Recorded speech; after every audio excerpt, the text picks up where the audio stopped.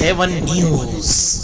वैसे तो नया वर्ष 2024 देश की आस्था के केंद्र भगवान श्री राम के भव्य मंदिर के नाम है, किंतु विद्वज्जन कह गए हैं कि भगवान राम और कृष्ण में भक्तों के लिए कोई भेद नहीं। भगवान राम ने जहां सर्वसमर्थ रहते हुए मर्यादा में रहकर धर्म की स्थापना की, वहीं भगवान कृष्ण ने समय परिस्थिति के अनुसार अपनी शक्ति सामर्थ्य का परिचय देते हुए ईश्वरीय सत्ता से मानव जाति को राह दिखाई।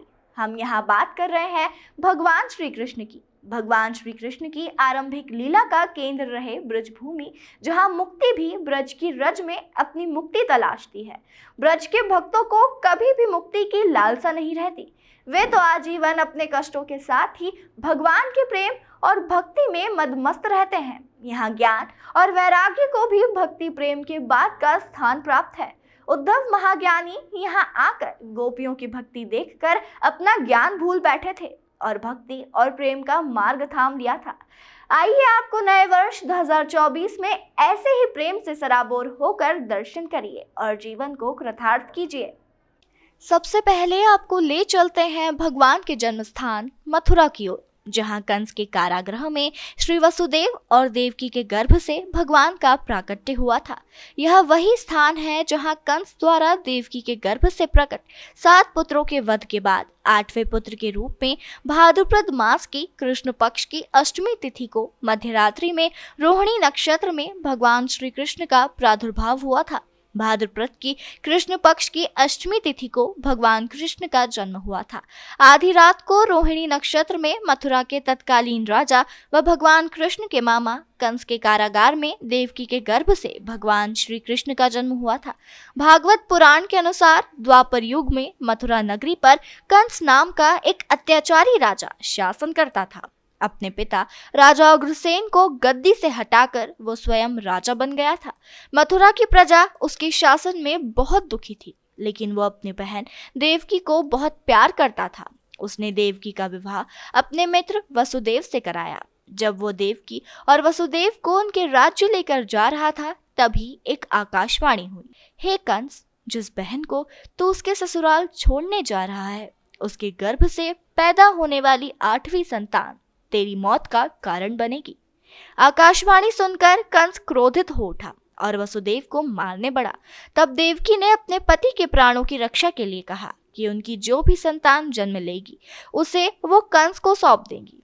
कंस ने बहन की बात मानकर दोनों को कारागार में डाल दिया।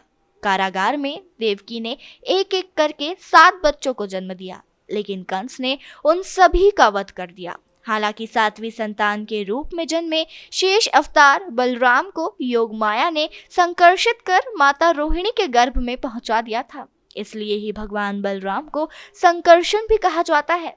आकाशवाणी के अनुसार माता देवकी की 8वीं संतान के रूप में स्वयं भगवान विष्णु कृष्ण अवतार के रूप में पृथ्वी पर जन्मे थे। उसी समय माता यशोदा ने एक पुत्री को जन्म दिया।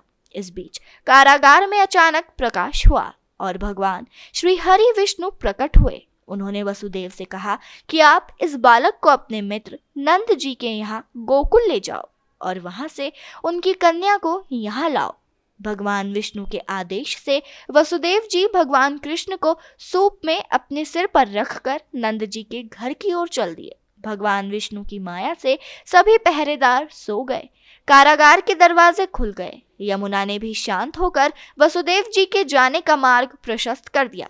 वसुदेव भगवान कृष्ण को लेकर नंद जी के यहाँ सकुशल पहुंच गए और वहां से उनकी नवजात कन्या को लेकर वापस आ गए। जब कंस को देवकी की 8वीं संतान के जन्म की सूचना मिली, वह तत्काल कारागार में आया और उस कन्या को छीनकर पृथ्वी पर पटकना चाहा, लेकिन वह कन्या उसके हाथ से निकलकर आसमान में चली गई।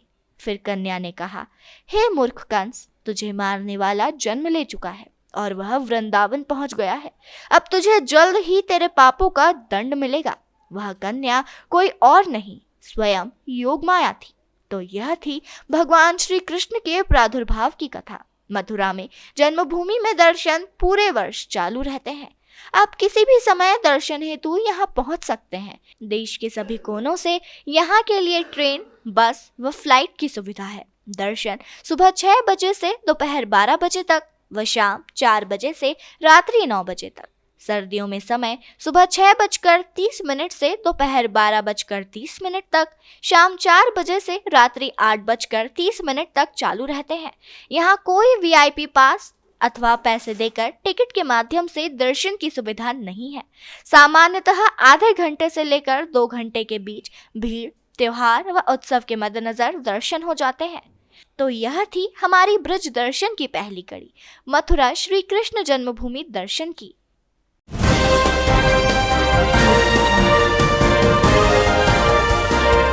आप देख रहे हैं SNN 7 न्यूज।